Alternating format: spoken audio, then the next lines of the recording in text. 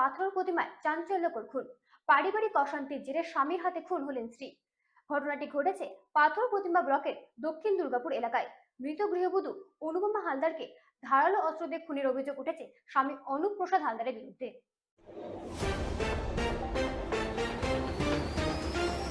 দক্ষিণ ২৪ পরগনার পাথর প্রতিমা ব্লকের দক্ষিণ দুর্গাপুরের শান্ত পরিবেশে নেমে এলো এক বিভীষিকাময় রাত।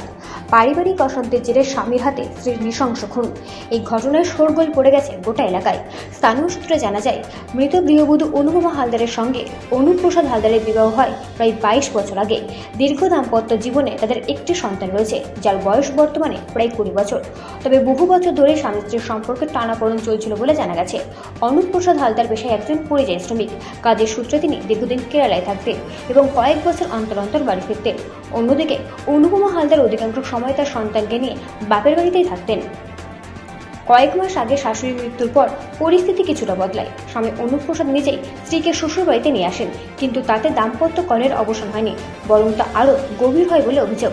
তারপরই আসে সেই ভয়াবহ রাত। স্থানীয়দের বক্তব্য অনুযায়ী গভীর রাতের অন্ধকারে বাড়ির ভিতরেই ঘটে যায় এই নৃশংস হত্যাকাণ্ড। অভিযোগ, ধারালো অস্ত্র দিয়ে স্ত্রীকে এলোপাতাড়ি কুপিয়ে হত্যা করেন অনুপ প্রসাদ হালদার।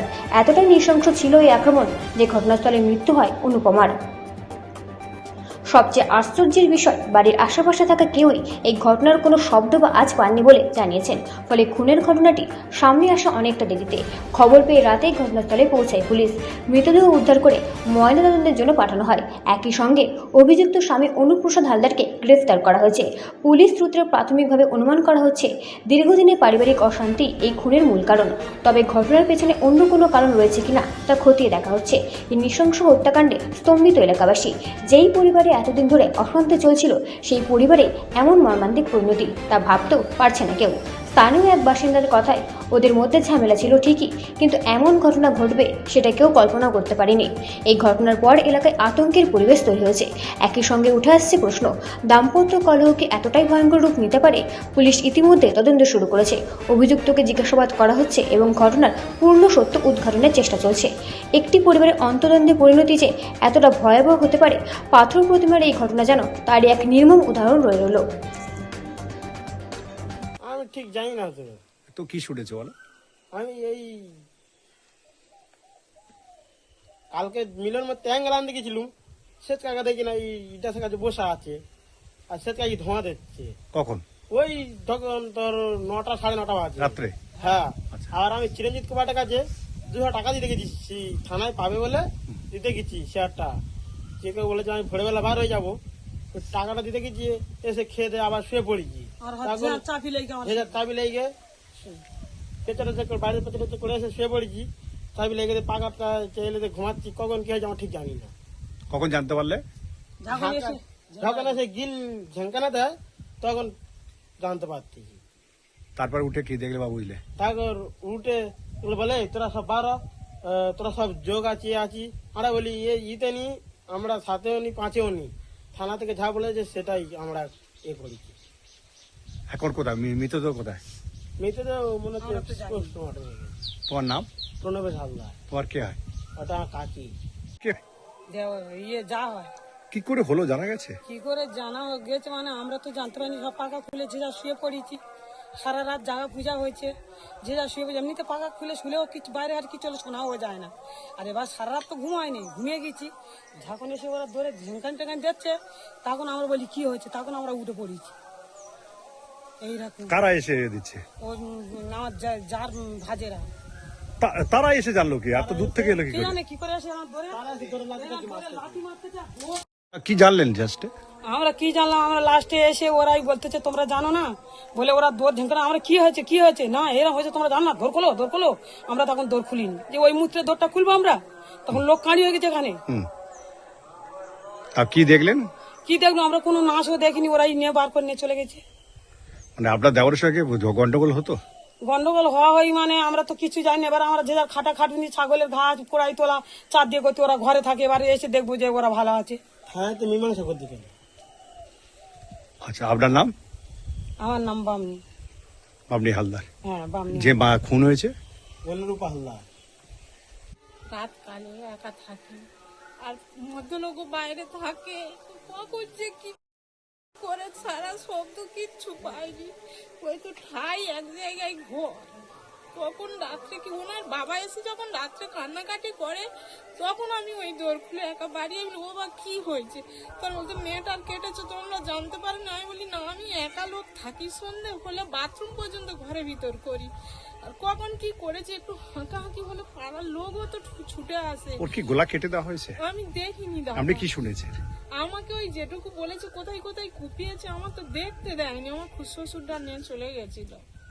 আচ্ছা, একা থাকি বলে ভয় পাবে, টেনশন করবে বলে ওই নিয়ে চলে গেছে। ওর কি স্বামী স্ত্রী পরে স্বামী স্ত্রীর মধ্যে ঝগড়াঝাটি হয়ে থানায় মীমাংসাও হয়ে গেছে। তারপরে কি হয়েছে আমি বলতে পারবো না। কটা ছেলে মেয়ে আছে ওর? একটা ছেলে। কত বয়স হবে? হ্যাঁ, উচ্চ মাধ্যমিক দিয়ে 18-19 বছরের ছেলে।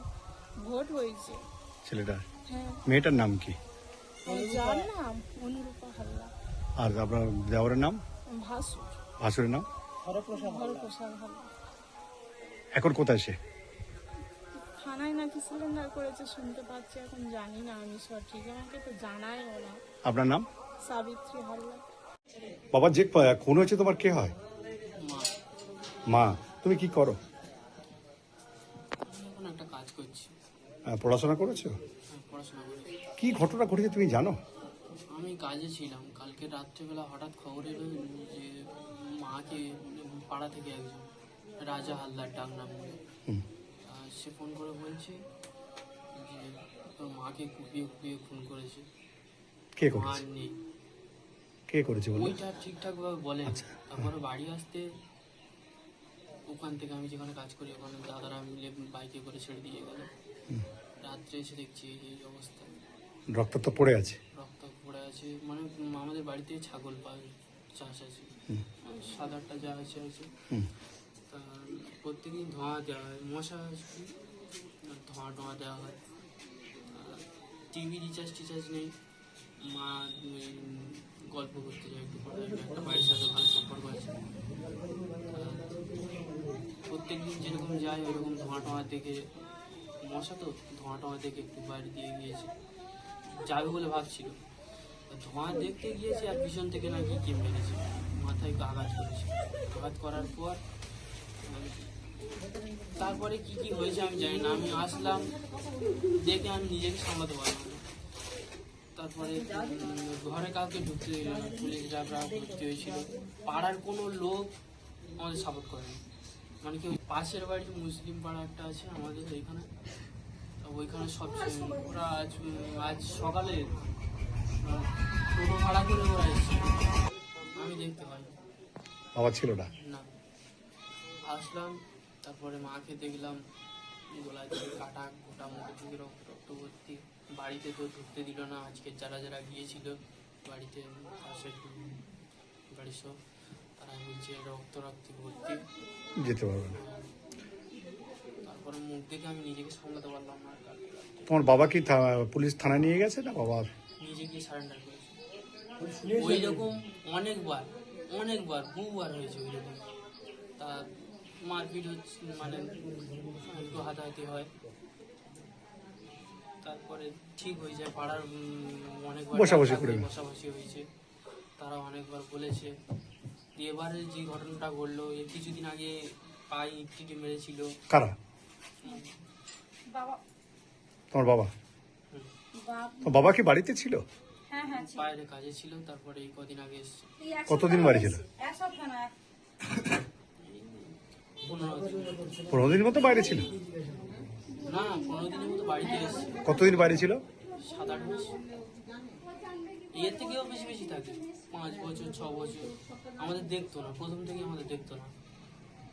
তা পাড়ার লোক প্রত্যেকবার বসাবসি হলে সাপোর্ট করতো। এবারে কি হলো, বলছে যে ইলেকশন চলে এসছে,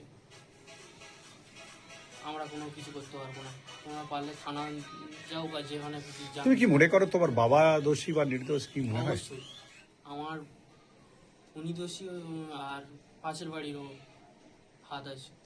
তোমার নাম? পিজু হালদার। তোমার বাবার নাম? হরপ্রসাদ হালদার। যে মারা গেছে মা? অনুরূপা হালদার।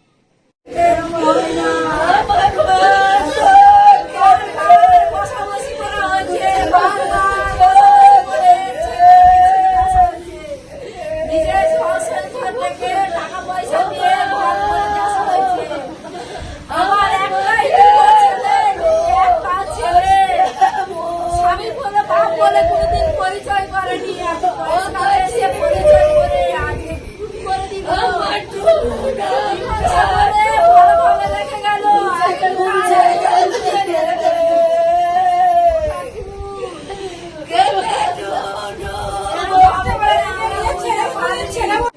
যার জন্য ও মেরেছে ওর সহযোগিতা ছিল কত বলুক ও মারতে পারে না, ও একা মারেনি।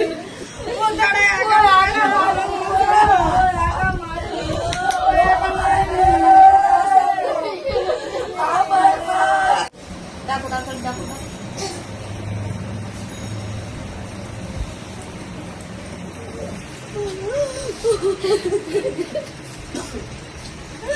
কি ক্ষতি করে দে চলে গেল গো মাসি, কি অপরাধটা করলো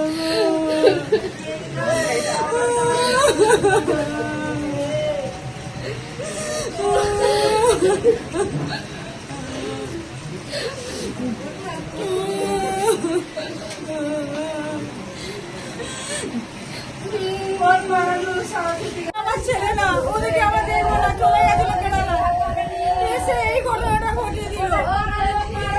আজ এক সপ্তাহ হয়নি, ওকে খুব মারধর করেছিল, মেরে হাত পা ফুলিয়ে দিয়েছিল। আমরা ডাক্তার বলছি সব দেখিয়েছি ওকে, তারপরে কালকে রাতের মধ্যে এই ঘটনাটা ঘটিয়ে দিয়েছে। আপনার নাম? সুবর্ণা দাস। ব্যুরো রিপোর্ট রাত দিন নিউজ নেটওয়ার্ক।